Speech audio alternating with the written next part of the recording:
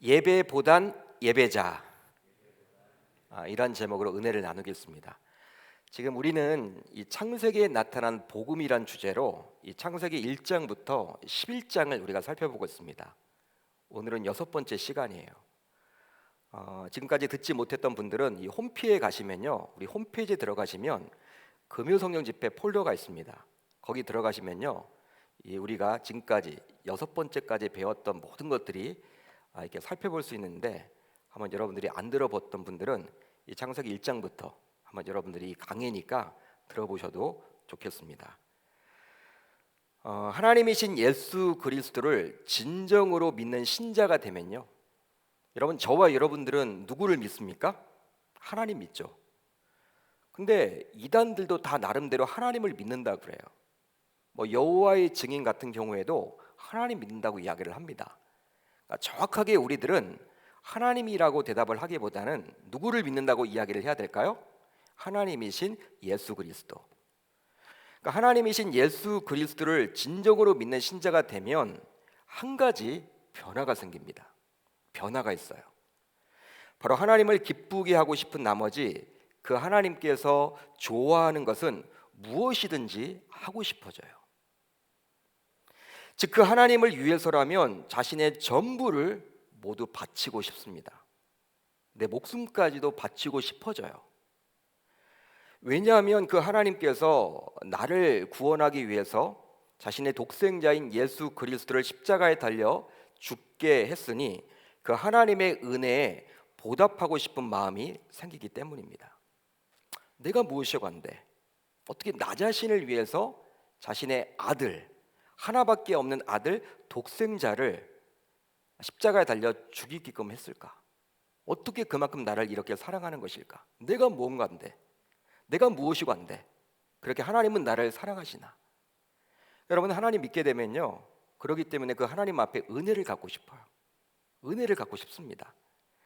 그러게 교회에서 누가 시켜서가 아닌 자발적으로 섬기며 헌신하게 됩니다. 자발적으로. 누가 여러분 시켜서 하는 게 아니에요. 여러분, 교회에서 섬기는 것 자체가 어떤 이득을 바라고 하는 분들은 아무도 없잖아요. 기쁨을 한단 말이에요. 물론 누구의 권면을 통해서 처음 시작을 하긴 했지만 하다 보면 또 기쁨도 생기고, 그러면서 예배를 정말 소중히 여기게 됩니다.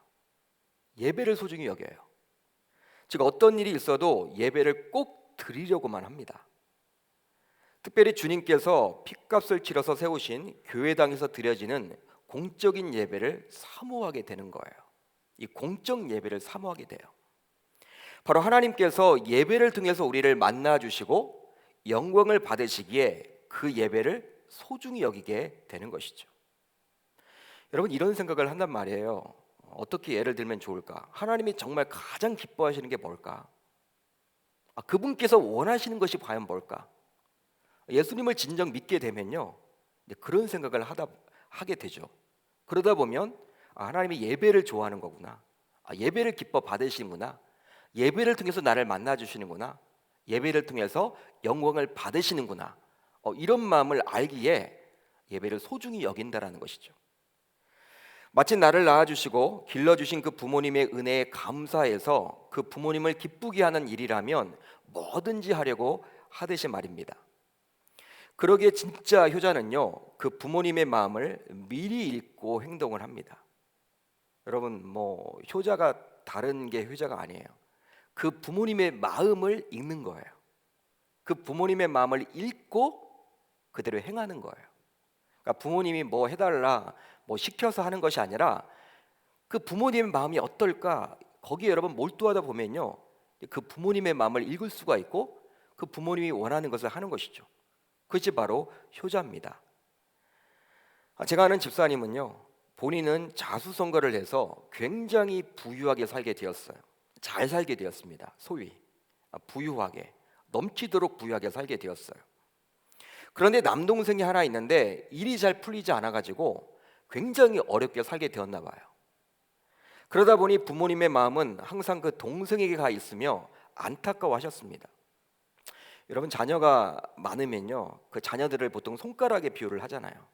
10손가락 여러분 이 손가락이 여러분 10개라고 하더라도 이 여러분 한 손가락만 아파도 전부가 여러분 아픈 것처럼 이 자녀들 열이다 그러면요 열이 다 잘 돼야 되는데 이 하나가 여러분 잘못되면요 그게 여러분 마음이 쓰린 게 바로 이 부모의 마음이죠. 그러다 보니까 자기는 잘 살게 되었는데 이 동생이 여러분 어려우니까 부모님 마음이 거기에 가 있는 거예요. 이런 부모님의 근심을 덜어드리고자 부모님이 요구하지도 않았는데 이 집사님은 동생을 때마다 돕더라고요. 때마다 돕더라고요. 그러니까 동생이 여러분 예뻐서 여러분 돕는 게 아니라 그냥 부모님의 마음, 부모님이 정말 그걸 원하니까, 부모님이 거기에 신경이 쓰이니까 때마다 돕는 거예요. 바로 진정한 효자인 것이죠. 동생보다도 부모님의 마음을 헤아리려 한 것이니 말입니다. 마찬가지입니다. 하나님이 가장 기뻐하시는 것이 바로 예배이기에 하나님을 기쁘시게 하고자 예배를 소중히 여기는 것이죠. 실제 구약 성경을 보게 되면요, 하나님은 모세 오경, 즉 율법서를 통해서 하나님의 백성들이 어떻게 예배를 드려야 하는지에 대해서 자세히 기록을 해주고 있습니다. 구약 시대에는 지금과 같은 예배 형식이 아니라 제사라고 해서 제물이 반드시 있어야 했는데 그 제사법 굉장히 복잡했죠. 그런 내용들이 다 성경에 기록이 되어 있어요. 율법서에 자세히 기록이 되어 있습니다. 어떤 짐승을 가지고 어떻게 제사를 드려야 하는지, 그 제사 방법에 대해서 실제 그렇게 잘 기록이 되어 있어요. 따라서 예배를 대하는 자신의 모습을 보면 자신의 영적 상태를 점검할 수가 있습니다. 교회에서 중재직으로 섬기고 있으며 교회에서 여러 직책, 특별히 부장, 찬양대원, 교사, 목자, 사역장들을 담당하면서도 교회에서 드려지는 공예배에 무관심을 하거나 참여하지 못한 것에 대한 죄송스러움이 전혀 없다면 이것은 자신의 신앙 상태에 뭔가 문제가 생긴 것으로 볼 수가 있는 거예요. 물론 여러분 바빠서 못 드릴 수도 있겠죠. 모든 예배를 어떻게 다 나올 수 있겠습니까? 그렇지만 미안한 마음이 있어야 되고 하나님 앞에 죄송스러운 마음이 있어야 되는 거예요. 근데 그런 마음이 전혀 없다, 그냥 주일만 나가면 된다 이렇게 생각한다면 이건 뭔가 나의 신앙에 문제가 있지 않나 점검해 보셔야 하는 거예요. 하나님을 믿는다고 하고 또 하나님을 사랑한다고 한다면서도 그 하나님이 진정으로 원하시는 그 예배의 마음이 없다면 신앙생활을 잘하고 있다라고 볼 수 없습니다. 그러니까 가장 기본이 되는 게 바로 예배죠. 가장 기본이 되는 게. 여러분 오늘 본문 안으로 들어가 보면요, 인간의 타락 이후 하나님의 징계로 인해 인간은 이제 에덴 동산에서 쫓겨나 살게 되었습니다. 아담과 그의 아내 하와는 동침하여 누구를 낳았습니까? 오늘 말씀을 보게 되면 가인을 낳고 연이어서 아벨을 낳았어요. 가인은 어떤 뜻을 가지고 있냐면 히브리어 원어를 보게 되면 얻었다라는 뜻이에요. 얻었다. 그리고 아벨은 허무라는 뜻입니다. 허무. 우리들은 보통 선입견을 가지고 있죠. 성경을 읽으면서도 이 가인은 정말 이제 살인자로 기억을 하고 있고 아벨은 굉장히 믿음이 좋은 예배자로 보통 기억을 하잖아요. 이 가인과 아벨 다 그렇게 여깁니다. 원어 뜻을 보게 되면 이 가인은 여러분 좋은 의미이고 아벨은 좋지 않은 의미예요. 이들의 이름은 아마도 아담이 지었을 겁니다. 아버지 아담이 지었겠죠. 마치 아담이 각종 짐승들의 이름을 지었듯이 말입니다. 따라서 가인과 아벨의 이름을 지을 당시 아담과 하와의 마음 상태를 알 수가 있는 거예요.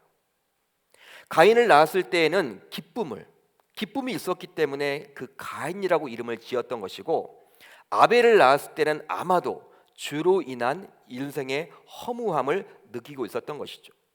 그러다 보니까 아벨이라고 이름을 지었던 거예요. 이렇듯 부모에게 기쁨을 주었던 가인은 이제 농사하는 자로 성장을 했으며 아벨은 양치는 자로 성장을 했습니다. 그 내용이 오늘 본문에 잘 기록이 되어 있죠. 이런 형제는 이제 오늘 본문 3절로 4절 상반절을 보게 되면요, 이렇게 기록이 되어 있죠. 세월이 지난 후에 가인은 땅의 소산으로 제물을 삼아 여호와께 드렸고 아벨은 자기도 양의 첫 새끼와 그 기름으로 드렸더니, 각각 자신들의 소산을 제물로 삼아서 제사를 드리게 되었습니다. 지금 말로 예배를 드리게 되었어요. 그런데 여러분 이 구절을 자세히 보시면요, 세월이 지난 후에라고 기록이 되어 있어요. 세월이 지난 후에. 바로 그들은 부모인 아담과 하와를 떠나서 각각 가정을 일구었다라는 표현입니다.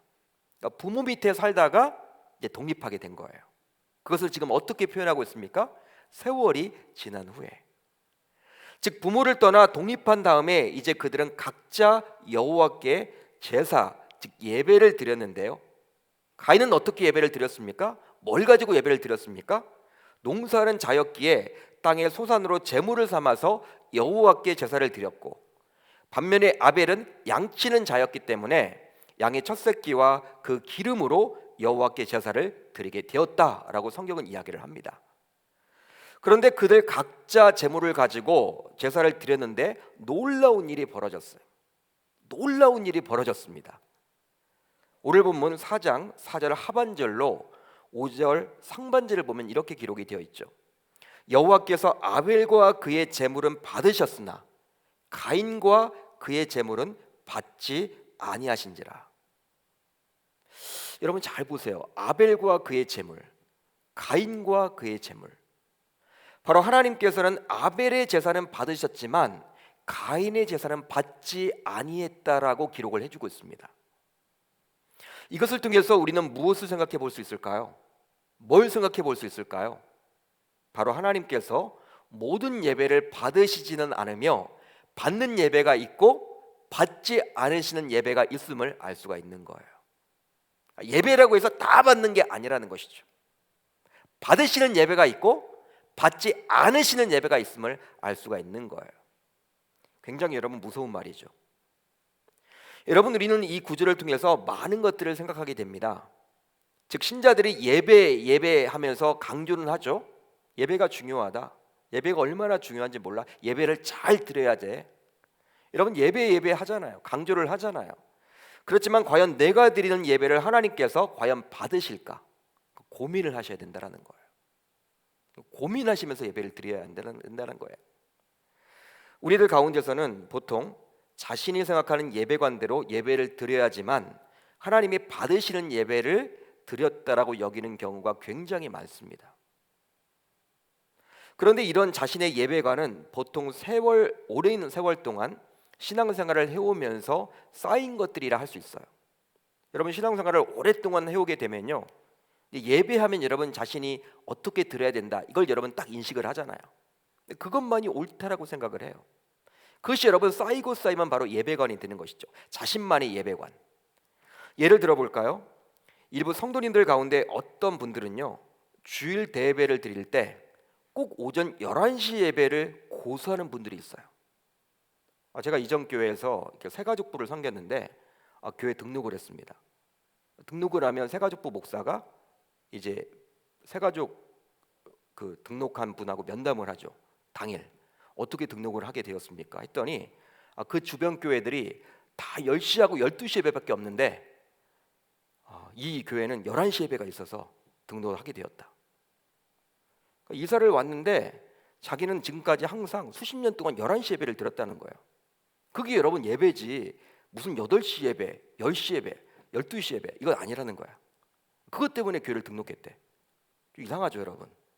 그렇게 등록한 분이 있습니다.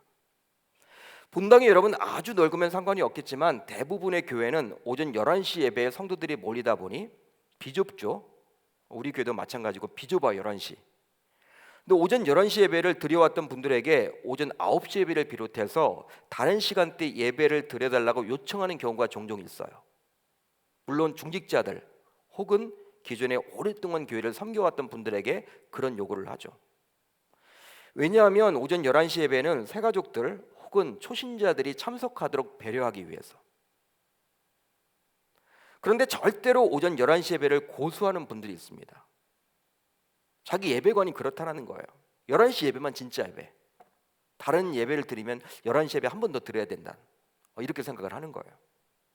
물론 다음 세대 부서와 연결되어 있기 때문에 어쩔 수 없이 11시 예배를 드려야 하는 분들도 있겠지만 어떤 분들은 특별한 아무 이유도 없이 그동안 드려왔기에 그 11시 예배를 드려야지만 하나님이 받으시는 예배라고 여긴다라는 것이죠. 이제 우리 교회도 마찬가지예요. 이제 예배당이 열리면 지금 2m 간격으로 여러분 띄엄띄엄 앉아서 예배를 드려야 돼. 여러분 지금처럼 이렇게 붙어 앉아서 예배를 못 드려요. 기존에 해왔던 방식으로. 그럼 누군가는 여러분이 이제 9시 예배로 가셔야 되고 1시 반 예배로 가셔야 돼요. 다들 근데 11시 예배 온다. 여러분 교회가 굉장히 혼란스럽겠죠. 2m 간격을 띄엄띄엄 앉아야 되는데 이게 안 되는 것이죠. 그런데 여러분 다음의 구절을 한번 보세요. 이 구절을 보면요, 여호와께서 아벨과 그의 제물은 받으셨으나 가인과 그의 제물은 받지 아니하신지라. 바로 아벨과 그의 제물, 또 가인과 그의 제물이 나옵니다. 성경은 하나님께서 아벨과 그의 제물은 받으셨으나 가인과 그의 제물은 받지 아니했다라고 기록을 해주고 있죠. 그렇다면 왜 성경은 이리 기록을 하고 있는 것일까요? 왜 이렇게 기록을 하고 있는 것일까요? 그냥 아벨의 제사는 받으셨으나 가인의 제사는 받지 아니하신지라 라고 이야기를 해도 좋잖아요. 그렇죠?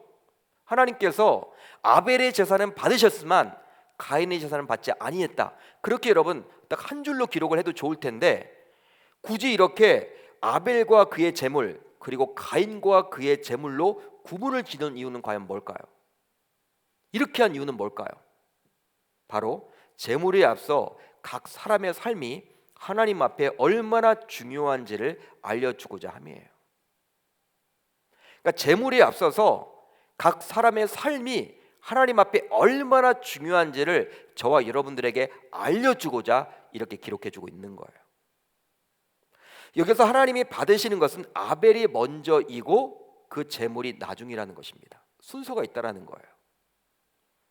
따라서 아벨의 제사가 받아들여지게 된 것은 그의 삶이 의로웠기 때문이고, 가인의 제사가 받아들여지지 않는 것은, 하나님이 받으시지 않는 것은 제물 이전에 그의 삶이 받아들여지지 않았기 때문이에요. 뭐 하나님이 그 제물을 보고 여러분 받고 안 받고 한 것이 아니라 그 제물 앞에 여러분 누구 이름이 있습니까? 아벨 이름과 가인 이름이 있다라는 거예요. 히브리 기자는 히브리서 11장에서 이 부분을 이렇게 말해줍니다. 믿음으로 아벨은 가인보다 더 나은 제사를 하나님께 드림으로 의로운 자라 하시는 증거를 얻었으니 하나님이 그 예물에 대하여 증언하심이라. 그가 죽었으나 그 믿음으로써 지금도 말하느니라. 아멘. 히브리서 11장은 믿음의 장이죠. 그런데 히브리 기자는 믿음으로 보고 있습니다. 즉 히브리 기자는 아벨의 제물이 하나님에게서 받아들여지게 된 것은 바로 그의 믿음 때문이라고 이야기를 해요. 아벨은 하나님이 평가하기에 의인이었죠. 그러기에 그런 의인이 드린 바로 제물을 하나님이 받으셨던 것입니다. 따라서 예배자인 자신의 삶이 먼저 하나님께 받아들여지지 않으면 내가 보기에 아무리 은혜로운 예배를 드렸다 하더라도 하나님은 받으시지 않는 예배가 될 수도 있다는 거예요. 여러분 우리는 은혜 받았다 그러잖아요. 은혜 받았다. 은혜 받으면 여러분 모든 것들이 다 좋게 보이죠. 하나님이 받으시는 예배다. 착각할 수 있다는 거예요. 그러게 우리가 함께 모여서 예배를 드려도 누구 예배는 받으시고 누구 예배는 받지 않으신다라는 거예요. 여러분 아무리 여러분 예배 분위기가 이상해도 누구 예배는 받으시고 누구 예배는 안 받으신다라는 거예요. 따라서 우리는 다음을 반드시 기억해야만 합니다. 바로 하나님께 무엇을 드리느냐 보다 어떠한 마음으로 예배를 드리느냐가 더 중요하다는 사실이에요. 그러니까 하나님께 무엇을 드리느냐 이것보다 어떠한 마음으로 드리느냐, 우리의 마음이 굉장히 중요하다는 것이죠. 우리들은 보통 예배에 대해서 이런저런 이야기를 합니다. 말들을 여러분 많이 하죠. 예배에 대해서. 예배란 말이야 찬송가를 많이 해야 돼. 근데 왜 이렇게 자꾸 교회에서 CCM을 많이 해? 찬송가는 거의 부르지도 않고. 이건 예배가 아니야. 예배 순서가 왜 이래? 찬양하는 사람들의 복장이 왜 이렇게 점잖지 못하지? 왜 그래? 왜 설교가 길어? 설교가 짧아? 거룩하지 못한 것 같아. 경박한 것 같아. 왜 예배가 이래? 예배 순서가 이런 거야? 그렇지만 하나님은 그런 것 때문에 예배를 받고 안 받으시는 것이 아니라 오직 예배를 드리는 저와 여러분들의 삶을 보고 예배를 받기도 하고 예배를 안 받기도 한다는 거예요. 여러분 어떤 말인지 아시겠죠? 여러분 우리가 예배를 드리는데 예배 분위기가 여러분 이상해도 여러분 누군가는 여러분들 예배를 하나님 앞에 온전히 드리면 하나님은 그 예배 받으신 예배가 되는 거예요. 그러니까 우리를 통해서 여러분 예배를 받고 안 받고 하는 것이지 그런 여러분 예배 분위기나 그런 것 때문에 하나님이 받고 안 받고가 아니라는 거예요. 그러기에 예배를 드리는 저와 여러분들이 굉장히 중요한 거예요. 사랑하는 성도 여러분, 우리들은 지금 실시간 영상으로 각 처소에서 하나님께 예배를 드리고 있습니다. 아마도 어떤 분들은 이것이 무슨 예배냐? 야, 이게 뭐 예배야? 이 스마트폰을 보고 이게 무슨 예배야? 빨리 열려야지. 여러분 그렇게 할 수도 있겠지만 오늘 말씀의 근거에 보면 이 금요 성령 집회에 참여하고 있는 바로 저와 여러분들을 보고 우리 주님이 이 예배를 받으시기도 하고 받지 않으시기도 한다라는 거예요. 물론 우리가 교회당에 모여서 예배를 드린다면 더 좋겠지만 지금은 전 세계적으로 전염병이 돌고 있기에 성도들을 보호하고 남에게 피해를 주지 않기 위해서 우리는 각 가정에서 온라인으로 예배를 합니다. 어떤 분들은 그런 얘기를 해요. 6.25 전쟁 때도 한국 전쟁 때도 예배를 쉬지 않았는데 어떻게 예배를 이렇게 안 드릴 수가 있느냐? 말이 되지 않는다. 여러분 그렇지만 그때는요. 전쟁 때는 여러분 자신만 순교하면 돼요. 그렇죠? 자신만 순교하면 그걸 여러분 뭐 끝나는 거야. 지금은 여러분 이 옮기잖아요. 이 전염이잖아요. 전염. 남에게 피해를 준단 말이야. 그때랑 다르죠. 따라서 우리들의 일주일 동안의 삶이 굉장히 중요합니다. 주일에 하나님이 받으시는 예배가 되기 위해서는 지난 한 주 동안 우리의 생각과 마음과 행동이 하나님 앞에서 부끄러움이 없어야 돼요. 그렇지만 실제 우리의 삶은 그러지 못할 때가 많이 있죠, 여러분. 솔직해집시다. 그러지 못할 때가 많이 있잖아요. 목회자인 저를 포함해서 여러분 마찬가지예요. 목회자고 해서 더 거룩한 그런 게 아니고 우리 여러분 일주일 동안의 삶을 보면요 하나님 앞에 부끄러운 게 굉장히 많잖아요. 주일 예배 앞에 주일 예배당에 나왔을 때 내 자신이 여러분 초라하고 하나님의 뜻대로 살지 못했던 것들이 굉장히 이렇게 부끄럽게 느껴질 때가 많이 있잖아요. 그러게 저는 이 금요 성령 집회가 굉장히 중요하다고 생각을 합니다. 이 금요 성령 집회를 통해서 지난 한 주 나의 삶을 점검해 봄으로 주님께 철저하게 회개할 수 있기 때문이죠. 회개할 기회를 가짐으로 주일에 드리는 예배제로서 보다 정결하고 거룩하게 주님께 나아갈 수 있기 때문입니다. 또 저는 개인적으로 주말인 토요일을 어떻게 보내느냐가 굉장히 중요하다고 생각을 해요. 이 토요일이 여러분 중요해요. 하나님을 모르는 세상 사람들과 우리 신자들은 이 토요일을 보내는 방식이 달라야 돼요. 이 안식일, 주일을 보내는 방식도 달라야 되지만 이 주일을 준비하는 토요일을 어떻게 보내느냐 굉장히 중요합니다. 세상 사람들 가운데서는 오히려 토요일을 더 바쁘게 보내시는 분들이 있어요. 바쁘게. 그렇지만 우리 신자들의 삶은 분주에서는 곤란합니다. 분주에서는 곤란해요. 토요일이. 오히려 주일의 예배를 통해서 만날 그 하나님을 기대하며 주일을 준비하는 시간으로 보내셔야만 합니다. 제가 분당에서 청년들을 지도할 때 주일 예배 시간마다 계속해서 졸음을 이기지 못하고 이렇게 잠을 잔다고 표현을 해야 될까요? 거의 자는 친구가 있었어요. 청년이. 담임 목사님이 말씀을 전하는데 이게 부교육자인데 굉장히 여러분 난처하고 난감하더라고요. 이게 여러분 저는 뭐 처음에는 굉장히 피곤하나 보다. 처음 몇 주 동안은 그렇게 생각을 했어요. 근데 매주 졸아 매주. 몇 달 동안 계속 졸아. 이게 더 이상 안 되겠더라고. 뭔 문제가 있다. 제가 신방을 했어요. 신방을 했는데 제가 알게 되었던 것이 무엇이냐면 거의 매주 토요일 밤마다 친구들과 어울려서 심화 영화를 즐겨 본다는 거예요. 이 청년이 직장인이었는데 영화광이었어요. 영화광. 영화를 보고 싶은데 혼자 보긴 그러니까 친구들하고 이렇게 시간을 맞추다 보니까 토요일 낮도 아니고 이 심야 다음 날은 직장을 다 안 가니까 그 시간대 여러분 계속해서 여러분 영화를 보는 거예요. 심야 영화를. 아마 친구들이 모든 스케줄을 맞추다 보니 그렇게 여러분 그 시간밖에 시간이 안 되었던 것 같아요. 그러다 보니 자신도 모르게 예배 시간마다 졸음을 이기지 못했던 것이죠. 저는 이 청년의 이야기를 들으면서 참 안타까웠습니다. 마음이 여러분 무거웠어요. 한편으로는 매주 교회를 나오는 것에 대해서 여러분 감사하기도 하고 대견하게 보이죠. 여러분 되게 피곤할 텐데 그래도 예배당에 나와 있는 그 자체가 여러분 굉장히 감사하기도 하지만 기왕 나와서 예배를 잘 드리면 좋을 텐데 이런 아쉬운 마음을 갖게 되었어요. 이래서 토요일에 너무 몸을 혹사하며 운동을 하든 산을 타든 여행을 가든 집안일을 하든 쇼핑을 하게 되면요, 당연히 주일 예배에 지장이 생기게 됨을 알 수가 있습니다. 우리가 여러분 사람이에요. 육을 가지고 있는 사람이기 때문에 여러분 토요일날 여러분 굉장히 무리를 하면 주일날 여러분 하나님 앞에 집중할 수가 없게 되는 거예요. 온전하게 여러분 예배를 드릴 수 없게 되는 거예요. 그러게 우리는 토요일을 주님이 기뻐하시는 예배를 드리기 위한 시간으로 보내야 할 줄 믿습니다. 주일에 입으로 또 미리 준비를 하고 내일 설교 본문이 어디인지 홈페이지에 들어가서 미리 읽어보기도 하고 또 사랑방 식구들과의 모임도 미리 약속을 하고 내일 하나님께서 부어주실 그 은혜를 기억하며 하루를 보낸다면 하나님이 그 예배를 받지 않으시겠습니까? 그렇게 드려지는 예배와 허겁지겁 와서 토요일에 여러분 굉장히 분주하게 살다가 그냥 아침에 여러분 눈 뜨고 그냥 뭐 갑자기 급작스럽게 여러분 주일날 성수하는 그런 여러분 예배 차이가 분명히 있겠죠. 그렇습니다. 바로 나를 통해서 하나님께서 받으시는 예배가 될 수도 있고 받지 않으실 수 있는 예배가 될 수 있음을 우리는 반드시 기억할 수 있기를 주님의 이름으로 축복합니다. 이제 말씀을 정리하고자 해요. 이제 이 시간 내가 그동안 무심코 드려왔던 예배를 한번 점검해 보면 좋겠어요.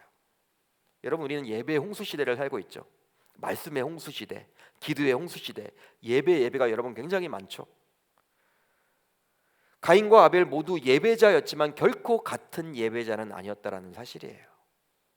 왜냐하면 예배를 드린다고 해서 모두 진정한 예배자는 결코 아니기 때문이죠. 물론 우리 주님은 이렇게 말씀을 해주셨어요. 요한복음 4장 23절 어떻게 나와 있느냐?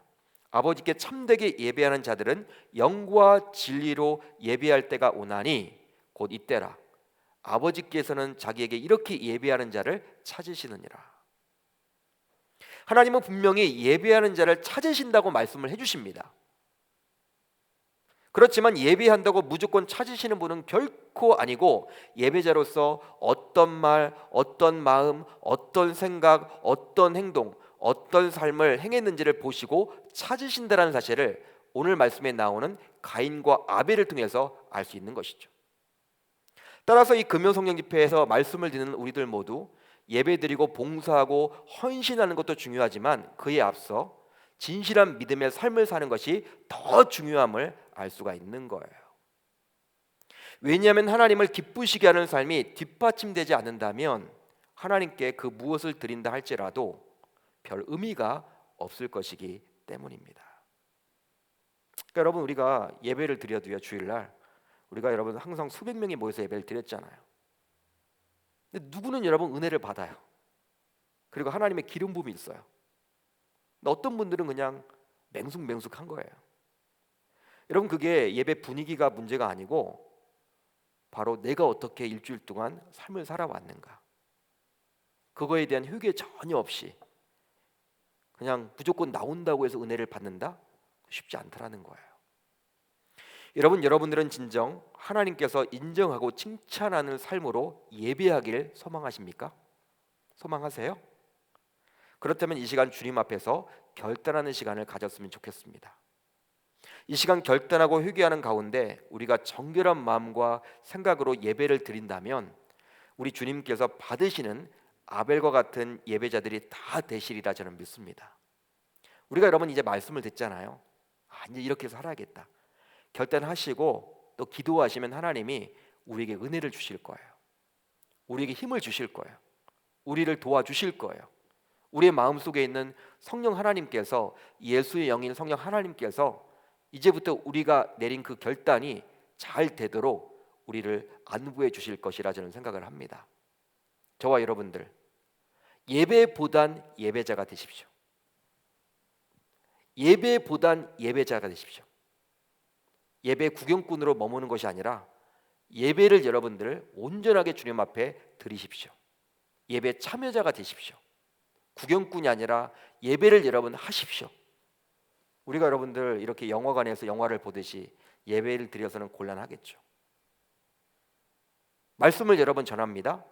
그때 여러분 이 말씀이 나에게 여러분 아멘 아멘 응답이 있기를 바라고, 장로님이 여러분 기도를 할 때에도 아멘 아멘 할 수 있기를 바라고, 찬양대가 여러분 찬양을 할 때에도 그것이 여러분 내가 마치 찬양을 하는 양 그렇게 여러분 동참을 하십시오.